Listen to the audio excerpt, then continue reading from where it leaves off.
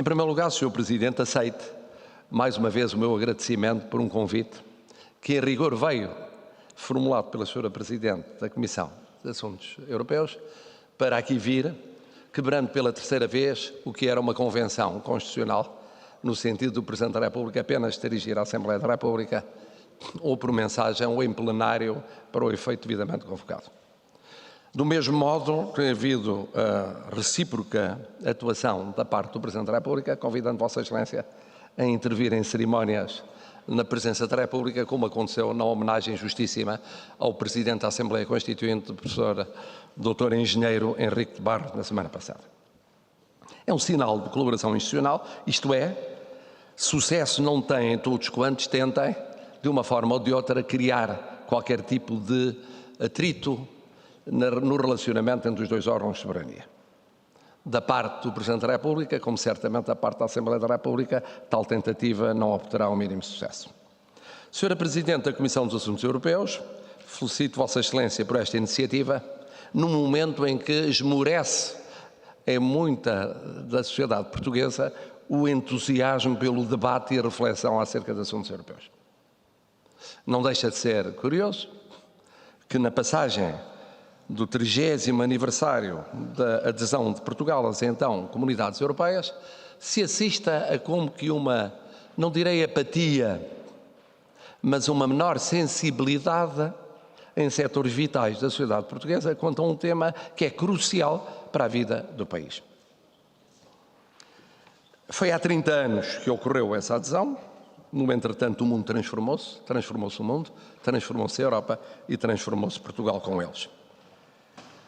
Quanto à transformação do mundo, como da União Europeia, bem conhecemos os traços. No caso da União Europeia, por um lado, a própria formação a partir da conjugação de 3 comunidades, o alargamento, o aprofundamento em vários objetivos e competências.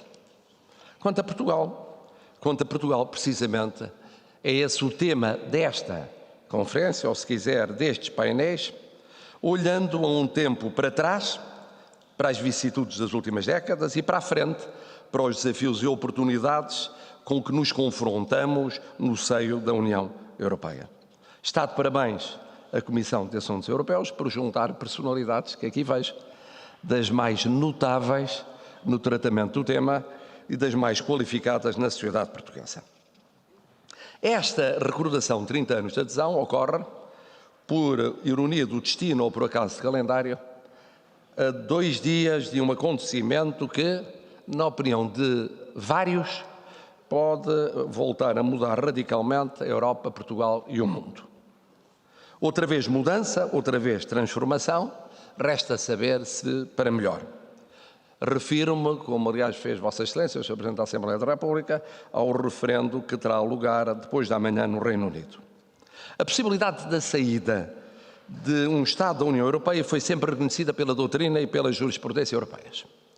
Após o Tratado de Lisboa, passou a estar consagrada num preceito do Tratado da União Europeia. Não é uma surpresa, aliás, que um Estado-membro decida sair da União, mas é com grande preocupação que encaro a possibilidade da saída de qualquer Estado e, em particular, de um Estado como o Reino Unido. Porque se todos os membros da União Europeia têm a mesma dignidade e importância, a falta do nosso mais velho aliado, a segunda mais poderosa economia da Europa, poderia ter graves consequências para o próprio Reino Unido, para a Europa e, claro, para Portugal. Há que respeitar, é bom de ver, a decisão soberana do povo britânico, mas não custa reconhecer que o Reino Unido é uma peça fundamental desta união de povos a que Portugal pertence. Uma espécie de fiel da balança no jogo do poder, mesmo quando aparece como excêntrico esse jogo, contraponto tantas vezes eficaz e oportuno ao mero concerto continental e complemento da tradicional preponderância do eixo franco-alemão na condução dos destinos da integração europeia. Perder o Reino Unido poderia significar também perder uma parte significativa da alma europeia, porque este continente, rico como é de memórias, mas também de uma hubris que não conhece limites, encetou há 6 décadas um outro caminho, o do equilíbrio e o do bom senso, para acabar de vez com as guerras no seu seio. Milhares de anos de guerras que culminaram no século XX, com 2 guerras mundiais, foram finalmente interrompidos pela inteligência dos homens e das mulheres da Europa, que sonharam, meteram mãos à obra e finalmente realizaram um prodígio de engenharia política, mas também de engenharia social e cultural, a que chamaram nos primórdios comunidades europeias. Uma obra com toda a dificuldade e complexidade que comporta, que interrompeu de facto o estado de guerra ativa ou em suspenso em que a Europa sempre viveu, mas que também permitiu ao continente, e em particular aos países que se uniram nas comunidades originais, primeiro, e na União já nos finais do século, um período de prosperidade sem precedente que ficou conhecido como os 30 anos gloriosos. Uma obra a que o Reino Unido se associou a partir dos anos 70, depois das reticências gaullistas e envolvendo complexos debates internos, sempre com as suas idiosincrasias e particularismos, mas também sempre com um sentido pragmático, um bom senso e o saber fazer dos britânicos. E por isso não tenho dúvida em considerar que a Europa precisa do Reino Unido, tanto quanto o Reino Unido precisa da Europa. Uma separação que, a má hora, alguém qualificou de Brexit, ideia que em si mesmo, ou qualificação que em si mesmo não é feliz, que ninguém deseja e que eu não prevejo, para além de diminuir a alma europeia, seria também uma tentação para os extremismos, que espreitam um pouco por todo o lado e que não hesitarão em usá-lo como semente de novas divisões e alimento de nacionalismos radicais. Conhecido como é o meu otimismo, inerente à minha maneira de ser, mesmo se não um otimismo excessivo, um otimismo baseado no conhecimento das realidades, persisto na convicção de que o desfecho da votação será favorável à permanência do Reino Unido no seio da União Europeia. E, em qualquer caso, convicto de que esse referendo servirá para acordar a União Europeia do seu torpor complexado, temeroso e inconsequente, um torpor que tem dominado os últimos anos da vivência comunitária. Sou, como aliás é público e notório, um europeísta incorrigível e continuo, por isso, seguro do papel insubstituível da União Europeia. Mas, além disso, não tenho quaisquer dúvidas da importância decisiva de Portugal neste processo, no qual o país se empenhou continuamente, de forma convicta e empenhada. Portugal, e nomeadamente a Assembleia da República, é um dos mais ativos contribuintes para a produção de textos e documentos relativos à legislação europeia e, em particular, ao controle da subsidiariedade. Do nosso país saiu um presidente da Comissão Europeia, um punhado de comissários, eu vejo ali um particularmente qualificado, e dezenas de deputados europeus de grande qualidade, de todas as proveniências políticas, bastante que vos cite dos que já nos deixaram: Miranda da Silva, Barros Moura, Vasco Graça Moura ou Francisco Lucas Pires. Vice-presidentes do Parlamento Europeu, líderes de grupos políticos, presidentes de comissões especializadas. São inúmeros os cargos exercidos pelos nossos compatriotas numa instituição que tem aqui presente um parlamentar e que constitui a instituição essa o coração da construção europeia, até porque democraticamente eleita.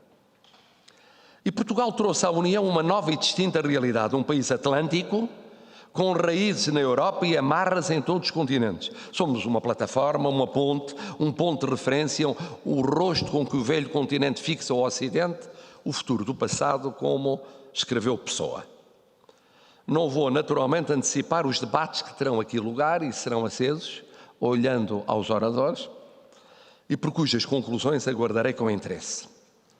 Do balanço dos 30 anos da nossa presença na União Europeia, e como alguém que acompanhou de perto o processo de adesão, julgo poder dizer que, no essencial, mudámos para melhor.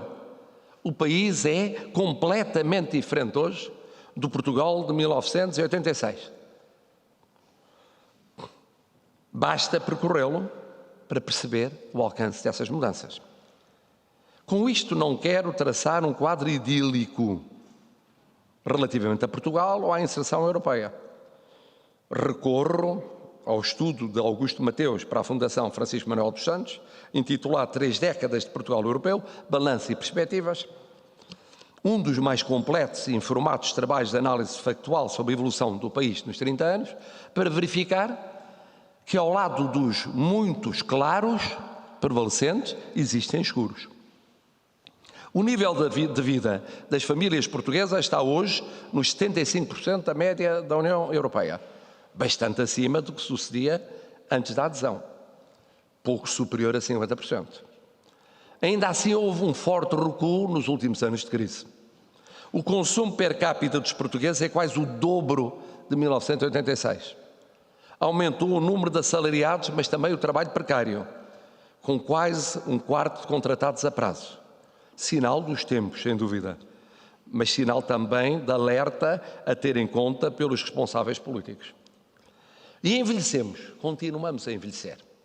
Apesar dos últimos dados, que são uma ponta de relativo otimismo num quadro que é preocupante, de um dos países mais jovens da União Europeia, tornámo-nos dos que têm mais idosos.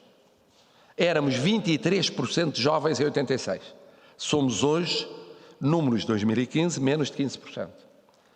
Havia 12% de idosos, agora há mais de 20%.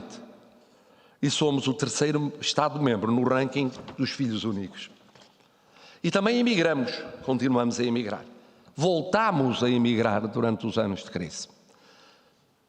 Há vários milhões de pessoas de origem portuguesa no mundo e temos a taxa de população imigrada, porventura, mais elevada da União Europeia.